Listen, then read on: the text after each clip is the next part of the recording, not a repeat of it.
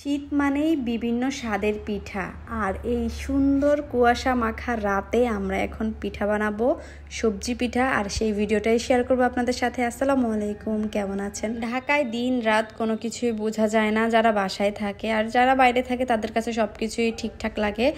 তো গ্রামে আসলে সব সময় বোঝা যায় যে শীত গরম ঠান্ডা সব কিছুই। আর এখন এটা ছিল মাগরিবের পরের একটা ভিডিও, মানে সন্ধ্যার পরে আমরা পিঠাটা বানাবো আর খাবো। সবজির পিঠা মানে জাল পিঠার জন্য এখানে সিম, মূলা, আলু আর তারপর বাঁধাকপি সব কিছু কেটে নিয়েছি। আর সাথে এখানে পেঁয়াজ আর কাঁচামরিচ কুচি করে নিলাম। সব কিছু রেডি করার পর এখন এখানে একটু হলুদের গুঁড়া দিচ্ছি। মায়ের হাতের যে কোনো রান্নাই অনেক বেশি মজা হয়, মায়ের হাতের রান্না পুরো অমৃত, যেটাই বানাক না কেন অনেক বেশি টেস্ট হয়। তো এখানে আম্মু আমাদের জন্য পিঠাগুলো পুরো রেডি করতেছে, অপেক্ষা করতেছি যে কখন পিঠাটা হবে আর কখন খাবো।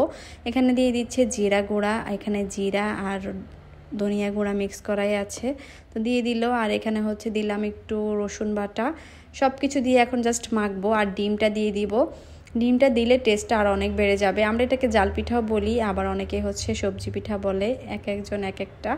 তো এরপর ডিমটা দিয়ে দেওয়ার পর এখন সবগুলো মেখে নেওয়ার পালা। খুব ভালোভাবে মেখে নিতে হবে। ছোটোবেলায় যখন এরকম পিঠা বানাতো আমরা চুলার পাশে বসে থাকতাম আর গরম গরম পিঠা খেতাম। একদম একটা কড়াইতে যখন পিঠা একবার হতো ওগুলোই সাথে সাথে খেয়ে ফেলতাম, এত বেশি মজা লাগতো। আর এখন সেই ফিলটা পাচ্ছি। আসলে মায়ের হাতের রান্না, মায়ের হাতের পিঠা সব কিছু অনেক মজা, সেটা বাড়িতে না আসলে একদমই উপলব্ধি করা যায় না।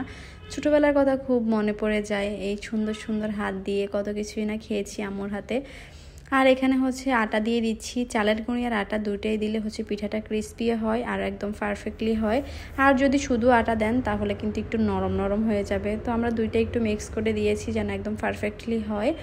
দেওয়ার পর যখন ডেউটা একদম পারফেক্ট ডেউ চলে এসেছে, এরপর এখন পাতিলে দিয়ে দিলাম। আর দেখেন লাইটের আলো দিয়ে আমরা পিঠাগুলো বানাচ্ছি, মানে তখন যেহেতু রাত ছিল আর চারপাশে অনেক বেশি কুয়াশা ছিল। এটা একটু পরেই দেখাবো।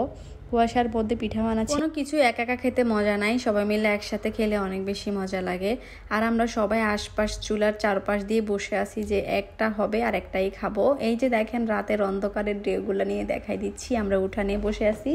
আর এর মধ্যে একটা কড়াই পিঠা হয়ে গেছে, এখন এগুলো সব উঠাই নেওয়ার ফালা আর এগুলো এখন খাওয়ার ফালা।